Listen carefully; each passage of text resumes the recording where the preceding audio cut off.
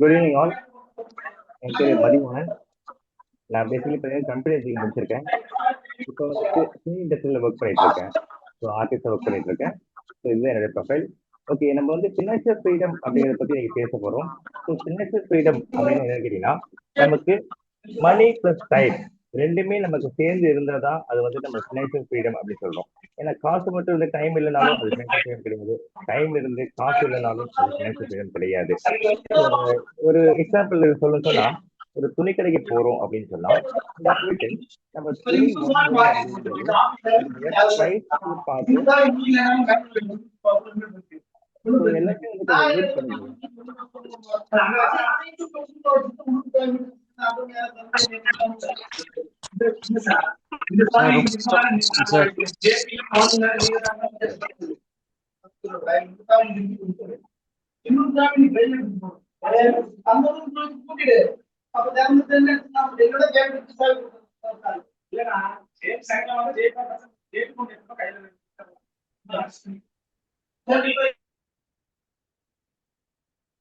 Okay, இப்ப கிளியரா இருக்கா?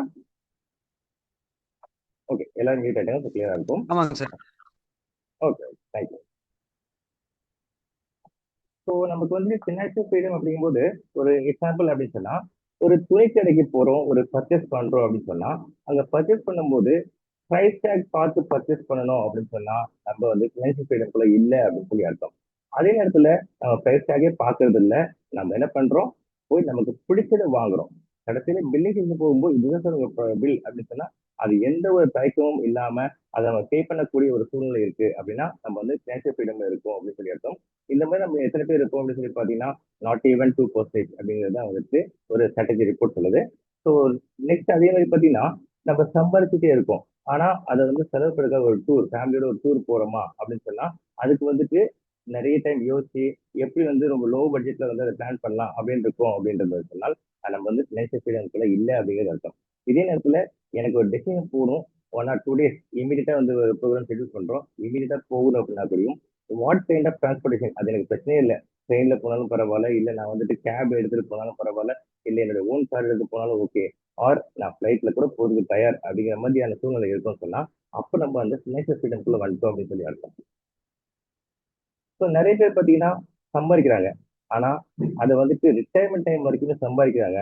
ஆனா எல்லாமே முடிச்சு ரிட்டையர் ஆனதுக்கு அப்புறம் தான் நான் இவ்வளவு சம்பாதிச்சேன்.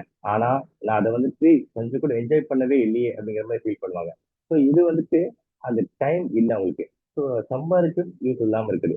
ஸோ நம்ம ரெண்டுமே இருக்கக்கூடிய ஒரு விஷயம் கிடைச்சதுன்னா அதுதான் வந்து உண்மையிலேயே ஃபினான்ஷியல் ஃப்ரீடம். ஸோ இதை பத்தி நம்ம சின்ன வயசுல இருந்து கேட்டிருப்போம்.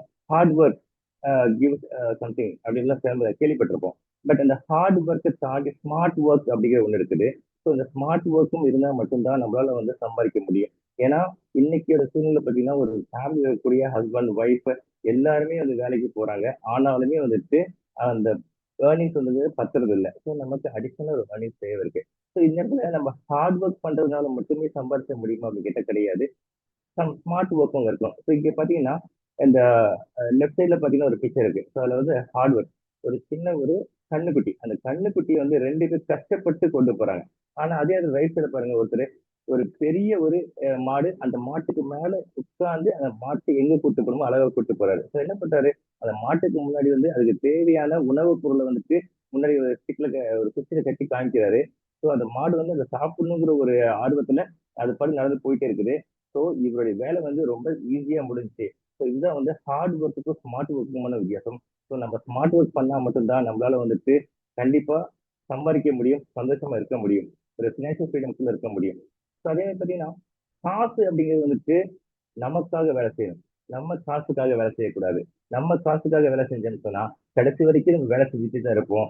ஆனா அதுல பெரிய அளவுல நம்மளால சம்பாதிக்க முடியாது.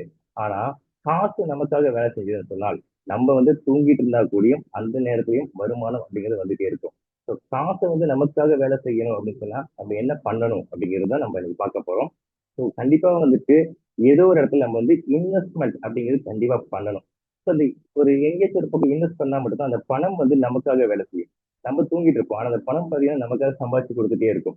ஸோ இந்த ஒரு விஷயம் நமக்கு வேணும் அப்படின்னு சொன்னா கண்டிப்பா வந்து இன்வெஸ்ட் பண்ணணும். ஸோ எங்க இன்வெஸ்ட் பண்ணலாம் அப்படின்னு சொல்லி பார்த்தோம்னா பேங்க் அப்படிங்கிறது வந்துட்டு உண்மையிலேயே வந்துட்டு ஒரு சூப்பரான ஒரு பிளேஸ் கண்டிப்பா வந்துட்டு சேஃபான பிளேஸ். அங்க வந்து பிக்ஸட் டெபாசிட் பண்ணலாம். ஒரு உதாரணத்துக்கு நம்ம இன்னைக்கு ஒரு 1,00,000 ரூபாய் இன்வெஸ்ட் பண்றோம் அப்படின்னு சொன்னா, அடுத்த வருஷம் ஒரு வருஷம் முடிஞ்சு 6 to 7% மேக்ஸிமம் வந்துட்டு நமக்கு அதுக்கான இன்ட்ரெஸ்ட் கிடைச்சிருக்கும். ஸோ ரிட்டர்ன் கிடைச்சிருக்கும். ஸோ 1,00,000 நீங்க இன்வெஸ்ட் பண்ணோம்னா ஒரு வருஷம் முடிஞ்சிட்டு நமக்கு 1,06,000 இல்ல 1,07,000 கிடைச்சிருக்கும். ஸோ இது வந்து நமக்கு ஒரு நல்ல ஒரு ஏர்னிங்ஸ் அப்படின்னு கேட்டா கண்டிப்பா கிடையாது. ஸோ நெக்ஸ்ட் என்ன இதுல பண்ணலாம் அப்படின்னு சொல்லி பார்த்தோம்னா கோல்டு. ஸோ தங்கத்துடைய விலை பார்த்தீங்கன்னா நாளுக்கு நாள் ஏறிட்டே இருக்குது. ஸோ தங்கம் அப்படிங்கிறது நல்ல ஒரு விஷயம். ஆனா இன்னைக்கு நீங்க ஒரு கடையில போயிட்டு ஏதாச்சும் ஒரு ஆர்னமெண்ட் வாங்குறீங்க, ஒரு தங்க நகை வாங்குறீங்க, ஒரு நெக்லஸ் வாங்குறீங்க, ஒரு லட்ச ரூபாய் பில் வருது. 1,00,000 பே பண்ணிட்டு நீங்க இதை வாங்கிட்டு வந்துட்டீங்க. ஆனா நீங்க வீட்டுக்கு வந்து பார்க்கும்போது அந்த நகையோட மதிப்புன்னு பாத்தீங்கன்னா ஒரு 85,000 90,000 தான் இருக்கும். அந்த ஸ்பாட்லயே பாத்தீங்கன்னா ஒரு 10 to 15,000 நீங்க வந்துட்டு உங்களுக்கு அங்க லாஸ் ஆயிடுது. என்னன்னா அதோடைய செய்கூலி சேதாரம், ஜிஎஸ்டி இதெல்லாம் சேர்ந்து வரும்போது கண்டிப்பா வந்துட்டு அதுல ஒரு 10 to 15% உங்களுக்கு வந்து லாஸ் ஆயிடும். ஸோ இந்த கோல்டோட ரேட்டு இன்னும் அதிகமாகணும் சொன்னா இன்னும் 2 3 இயர்ஸ் முடிஞ்சதுக்கு அப்புறம் தான் உங்களுக்கு அந்த அசலே வரும். அதுக்கப்புறம் நீங்க சேல் பண்ணாதான் உங்களுக்கு லாபமும் மாறும். அப்ப கோல்டுமே வந்துட்டு இந்த மாதிரி ஒரு விஷயம் இருக்கு. சரி, இதுக்கு அடுத்து பார்த்தீங்கன்னா ரியல் எஸ்டேட் அப்படின்னு எடுத்தோம்னா அந்த துறை வந்துட்டு பெரிய அளவுல வளர்ச்சி அடைஞ்சிட்டே வரக்கூடிய துறை. ஏன்னா நிலம் வந்துட்டு அதிகமாகிறது கிடையாது, மக்கள் தான் அதிகமாகுறாங்க. அப்ப மக்கள் அதிகமாகும் போது ஒவ்வொருத்தருக்குமே அவங்களுக்கான சொந்த வீடு தேவை இருக்கு. அப்ப என்ன ஆகும் கேட்டீங்கன்னா இருக்க இடத்த மட்டும்தான் திரும்ப திரும்ப திரும்ப செல் பண்ண முடியும். அப்படிங்கும்போது அதோடைய தேவை அதிகம் இருக்கிறதுனால கண்டிப்பா வந்துட்டு ரியல் எஸ்டேட்ல இன்வெஸ்ட் பண்ணோம்னா கண்டிப்பா ஃபியூச்சர்ல வந்துட்டு நல்ல ஒரு ப்ராஃபிட் இருக்கு. ஆனா அதுல நமக்கு இருக்கக்கூடிய ப்ராப்ளம் என்ன அப்படின்னு சொல்லி பாத்தீங்கன்னா அவசர தேவைக்கு இமீடியட்டா அதை விற்கவே முடியாது. எங்க வீட்டுல ஒரு விசேஷம், ஒரு கல்யாணம் இருக்கு. அந்த கல்யாணத்துக்கு எனக்கு ஒரு 10 லட்சம் ரூபாய் வேணும், ஒரு 20 லட்சம் ரூபாய் வேணும். ஆனா என்கிட்ட 1 கோடி ரூபாய்க்கு சொத்து இருக்கு. அந்த சொத்தை வந்து என்னால விற்க முடியுமா அப்படின்னு பார்த்தா உடனே விற்க முடியாது. சரி, பேங்க்ல போய் அந்த சொத்தை அடமானம் வச்சு ஒரு லோன் வாங்கலாம் அப்படின்னு சொல்லி பார்த்தாலுமே என்ன ஆகும்னா லோன் வாங்கிடலாம். ஆனா அதுக்கான இன்ட்ரெஸ்ட் இதெல்லாம் பே பண்ணி வரும்போது நமக்கு அந்த சொத்துல கிடைச்ச லாபத்தை விட நம்ம லோனுக்கு பே பண்ண அதிகமா இருக்கும். ஒருவேளை அந்த லோனை சரியா கட்டல சொன்னா அந்த சொத்துமே நம்ம கையை விட்டு பறிப்பதற்கான நிறைய வாய்ப்புகள் இருக்கு. அதனால ரியல் எஸ்டேட்லயும் இந்த மாதிரி ப்ராப்ளம்ஸ் இருக்கு. ஓகே, இதுக்கு அடுத்து என்ன அப்படின்னு சொல்லி பார்த்தோம்னா ஷேர் மார்க்கெட்.